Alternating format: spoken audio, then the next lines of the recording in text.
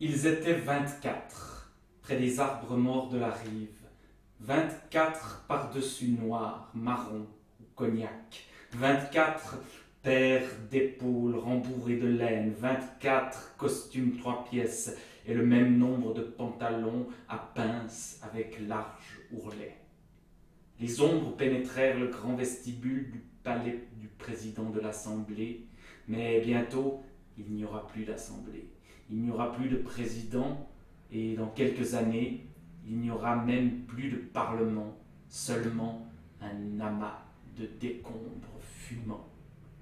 Pour le moment, on dévisse 24 chapeaux de feutre et l'on découvre 24 crânes chauves ou des couronnes de cheveux blancs. On se serre dignement la main avant de monter sur scène.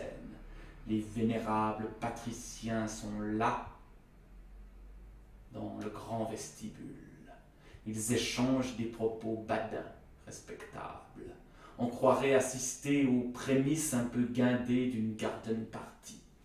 Les 24 silhouettes franchirent consciencieusement une première volée de marche, puis avalèrent un à un les degrés de l'escadrin, en s'arrêtant parfois pour ne pas surmener leur vieux cœur. Et la main cramponnée à la tringle de cuivre, ils grimpèrent, les yeux mi-clos, sans admirer ni l'élégant balustre ni les voûtes, comme sur un tas d'invisibles feuilles mortes.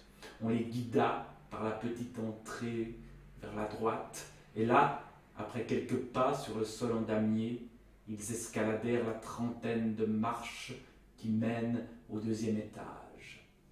J'ignore qui était le premier de cordée, et peu importe au fond, puisque les 24 durent faire exactement la même chose, suivre le même chemin, tourner à droite autour de la cage d'escalier, et enfin, sur leur gauche, les portes battantes étant grandes ouvertes, ils étaient entrés dans le salon.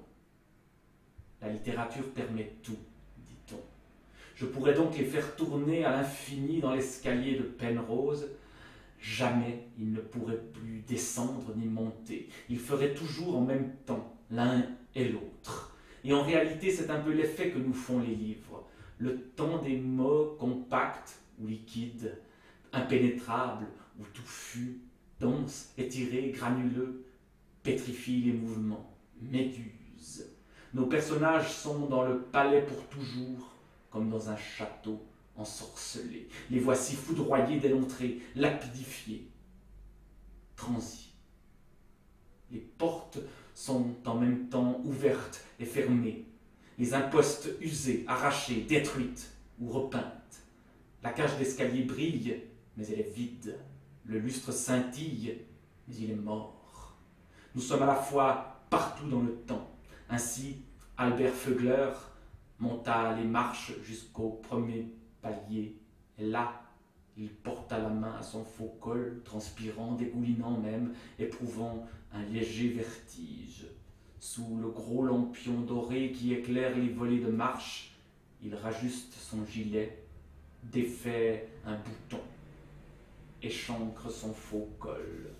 Peut-être que Gustave Krupp fit une halte sur le palier lui aussi, et lança un mot de compassion à Albert, un petit apophthegme sur la vieillesse. Enfin bref, il fit montre de solidarité. Puis Gustave reprit sa route, et Albert Feugler resta là quelques instants, seul sous le lustre, grand végétal plaqué or avec, au milieu, une énorme boule de lumière.